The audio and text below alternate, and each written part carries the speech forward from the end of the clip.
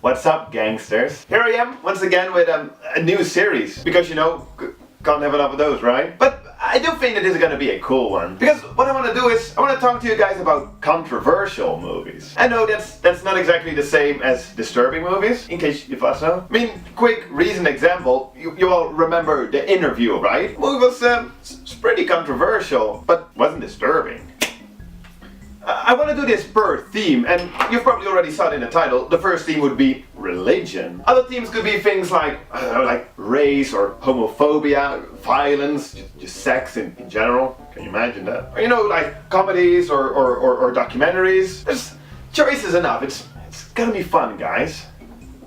But like I said, first, religion. I'm not religious, nor am I easily offended, so I think I'm quite unbiased. This video is going to be a walk in the park for me. I'm going to go through the movies chronologically, which means that we'll start with the oldest movie on the list. Well, that's good, because that means that we're going to start with one of my all-time favorite movies, The Devils. Nice, that's awesome. I can finally talk to you guys about this movie for once. I didn't think I ever did. So, you guys ready? Because I know I am. Based on actual events that took place in 17th century France, or rather on a book about these actual events and a play based on this book, based on those actual events, The Devils tells the story of Father Grandier. He's in control of the fortified city of Loudun after the governor died, but soon finds himself in the middle of two sticky situations. On the one hand, this cardinal is convincing the king to take down all fortified cities in France, in order to gain more control and power, and that sucks, but then there's also Sister Jeanne, the mother superior of the local convent. She is secretly sexually obsessed with Father Grandier, and after finding out that he's married some other chick, well, like jealous bitches often do, she accuses him of possessing her with the devil. And while we're at it, what the heck, he also possessed the whole convent. It's a long story, but basically, before you know it, everybody is against Father Grandier. That doesn't sound too bad, right? The movie? Well, I guess it doesn't, except for the fact that it's completely bonkers.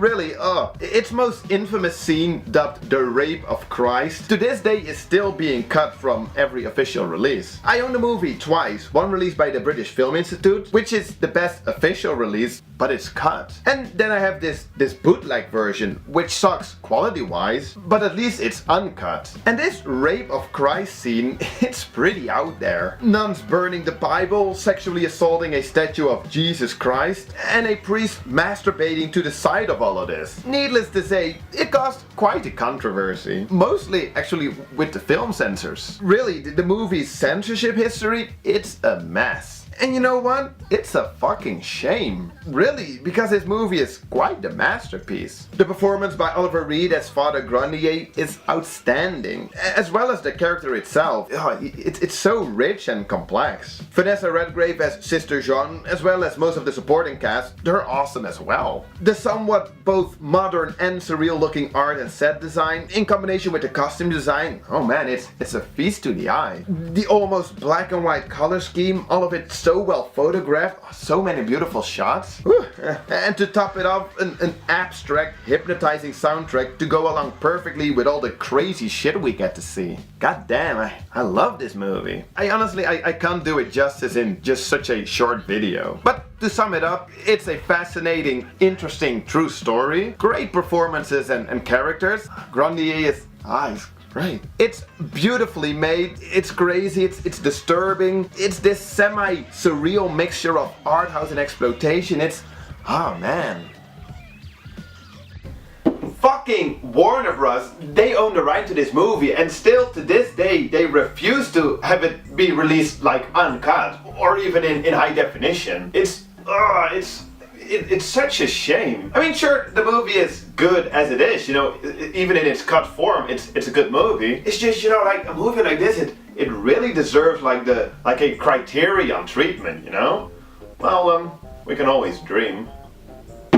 Next up, well, the Devils dealt with Christianity. What was that other big religion again? It's Islam. So, why not make an origin story or something like that? About the life of Prophet Muhammad. I mean, that's always a good idea. Since the depiction of Muhammad is more or less forbidden in Islam. Filmmaker Mustafa Akkad, he figured I'll think of something. And well, he he kinda did when he made the movie The Message in 1976. And if you recognize his name, Mustafa Akkad, it could very well be because he produced all of the original Halloween movies. That is pretty cool, but for once let's not talk about horror, and let's do this. The Message.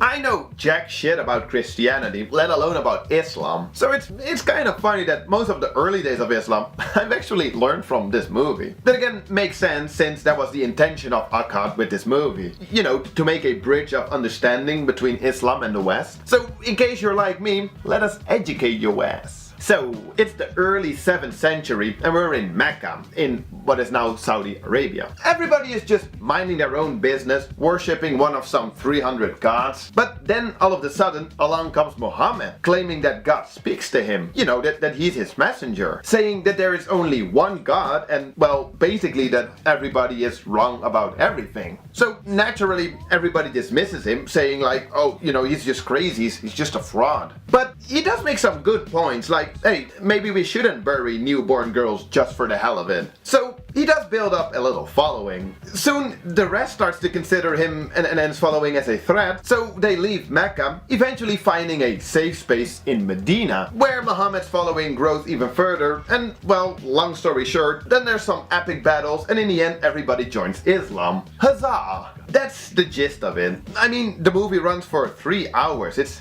pretty epic. And it's actually quite respectfully made. They never show Muhammad. It's always other people repeating what he said, or a voiceover explaining things, or people simply just addressing the camera as if that's the character of Muhammad. It's pretty creative. So, what's the problem? Where's the controversy? Well, you know how that goes. This was basically the first big movie about Muhammad, the most sacred figure in the whole of Islam. It was simply just considered not done, which caused problems during production and its release. It got instantly banned in several Arabic countries, and the whole controversy peaked in March of 1977, when 12 Muslim men took some 150 men hostage in Washington, demanding among other things that the movie were to be banned. This eventually turned into a 3-day siege and cost the life of 2 people. You know, that just fucking sucks. That's sad. And to make matters even worse, director Akkad himself died in 2005 during bombing attacks in Amman, Jordan, which could have very well been religiously fueled. Nowadays, the movie is considered, you know, kind of to be a classic. And I myself, yeah, I like it. Sure, it's long, but then again, hey, it's got an epic story to tell. And the 2 major battles and the final return to Mecca, that's some pretty epic stuff. So yeah, quite possibly the ultimate Muhammad movie. Then again, there's really only a handful of movies made about the Prophet. So, you know, if you're in the mood for a Muhammad movie, this here, The Message, would be a logical place to start. So, for the next movie, or well, next movies, actually, all of them, we're gonna go back to Christianity. First, a Martin Scorsese flick. And well, of course, that'll be The Last Temptation of Christ. Oh shit, shall we just dive right in? You know, let's see what Jesus is up to this time? Let's do that.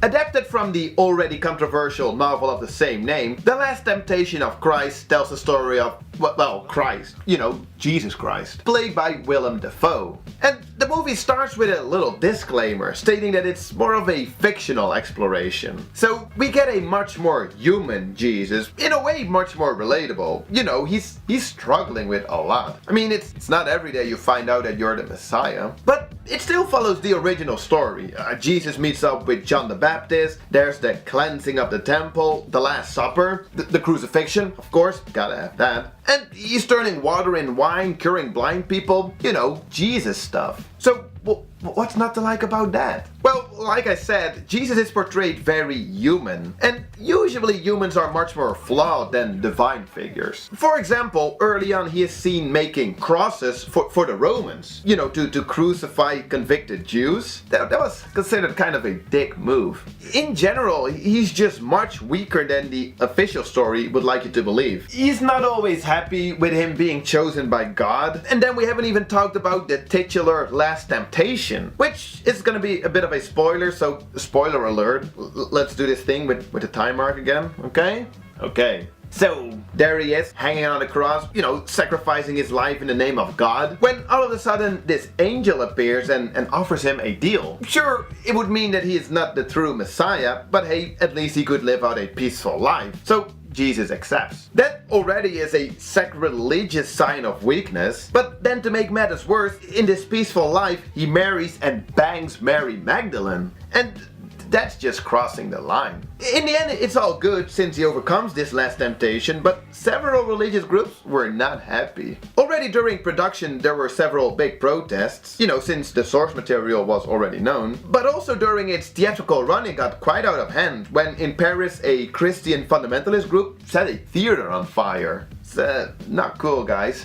Not cool. The movie itself, that is pretty cool. It did honestly take me a little while to get into. I had to get used to a lot of things like Harvey Keitel doing a Brooklyn Judas. But eventually, yeah, I liked it. The movie runs for over 2.5 hours and during The Last Temptation it started to drag a little bit for me personally. So yeah, it is quite a sit down, but still it's pretty good.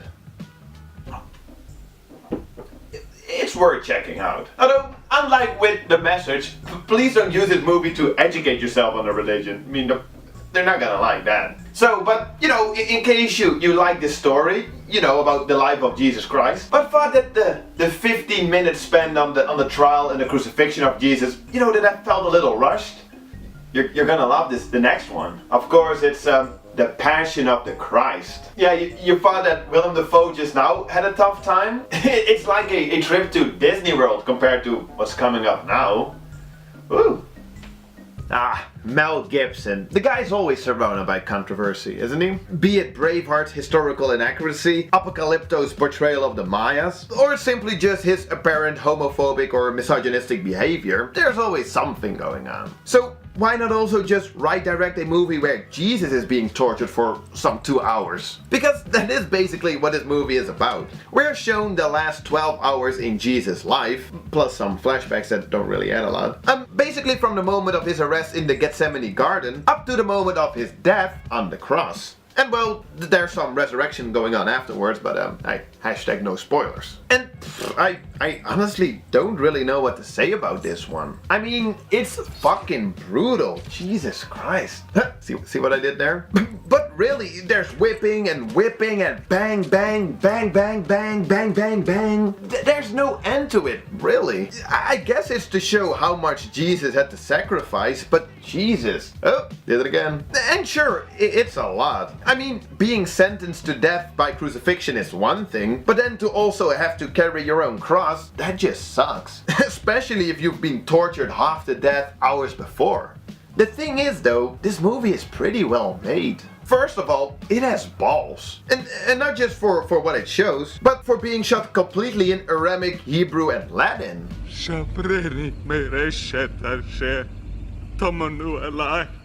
Don't see that every day. The special makeup effects are very well done. It's well acted, well shot, well scored. And from what I understand, it follows the 4 Gospels in the New Testament quite closely. In general, it's just a very well made movie, but obviously not one without controversy. Besides the obvious outrage over the excessive violence, the movie has also been accused as being anti-Semitic, mostly for including the Jewish blood curse, basically stating that the Jewish people were responsible for the death of Christ, when this high priest yells, "His blood be upon us and upon our children." Still, the movie did extremely well. It broke records as both the most successful religious movie and R-rated movie, well, until Deadpool happened. And still it remains to be one of the most successful independent movies of all time. It's not bad. Yeah, I thought it was pretty good. I mean, perhaps it would have been interesting if we saw a little more of the story of Jesus' life. But then again, maybe then in that case it would have just turned into like a modern or updated, like a newer version of The Last Temptation of Christ. But with more gore. And you know, like, what's the fun in that? But maybe it's just fine as it is, this movie. Which means that we can move on to the next movie, and actually the last movie in this video. And you know, what the heck? Let's just insult the Catholic Church one more time. And this time with, well, maybe you figured out already. I mean, it's a relatively new movie. It's the Da Vinci Code. by far the, not per se biggest maybe, but definitely the most expensive movie on this list. Maybe that's a nice way to end the video. Well, let's take a look. Just like with The Last Temptation of Christ, what we have here is a movie adapted from an already controversial novel, The Da Vinci Code by Dan Brown, of course. But unlike the previous 4 movies, which are all based on historic events, this movie takes, well-established things like, I don't know, the Roman Catholic Church, and then goes and adds some wild, fictional, crazy conspiracy story to the mix. That's mainly the reason it caused some controversy. So let's see what this crazy story is about. Ooh. So, well, let's see. So this guy gets murdered at the Louvre Museum. I've been there. It's a nice and quiet museum. Check it out. Anyway, Tom Hanks, this symbologist slash professor, he's called in because maybe he can help solve the cryptic clues. But he's quickly taken aside by French police cryptographer Amélie, who tells him that he's in danger and shit. And then, well, basically, long story short, they go on this wild adventure where they might find out about the true Holy Grail, which isn't just a cup, but the bloodline of Jesus who had a child with Mary Magdalene, which could very well undo the whole foundation of the Roman Catholic Church. Damn, Tom Hanks always getting in crazy adventures and stuff. And I have to say, I did like the whole story, the whole conspiracy and the secret societies and mystery and stuff. And well, like I said, I'm not religious, so the fact that it's all bogus, it didn't really bother me. If anything, I was bothered by how goddamn smart everybody is in this movie. Really, they figure out everything so fast. They put all the pieces together before I even figured out who exactly this or that character was. You really have to suspend your disbelief in order to enjoy this one. Especially when they come at you with one plot twist after another, or when, for example, there's absolutely no way out for the heroes, except, oh, Deus Ex Machina burrs. In the end, it's just a big Hollywood movie. One that just happens to somewhat make a mockery of the Catholic Church. And I can actually sorta understand why they would be offended. I mean, the filmmakers, they did take something that's holy to them and then added a completely fictional action storyline to it, one that's quite critical towards several aspects of their belief. Then again, on the other end, I mean, both the book and the novel, it's fiction. Like, please don't get mad over it. No one is claiming that any of this is real. Well, besides perhaps the fact that Dan Brown himself claimed that more or less everything in his novel is accurate. Even though, for example, one of the main plot devices, the Secret Society Priory of Sion, is almost universally confirmed to be a hoax. Whoops. I didn't read the book. But I did read that it's better and maybe even like more critical against the Roman Catholic Church. But I wouldn't know since I didn't read it. The movie, I liked it. So far I've only seen the extended cut, which runs for like close to 3 hours. You know, maybe that is a little too long. But on the other hand, you know, if they crammed all the stuff that they did in the movie in like 1.5 or like 2 hours, that would have been even more unbelievable. Anywho, well, that brings us to the end of this video. I really hope you guys enjoyed this one, because, you know, I was actually kind of excited about this new series. So please let me know what you thought about this video. I mean, I like coming up with new ideas, but at the same time, it's just as important for me to make videos about stuff that you guys actually like stuff you actually want to see. So let me know, and you guys have a good day. Here it's like Friday, end of the afternoon, so weekend. Cheers, guys.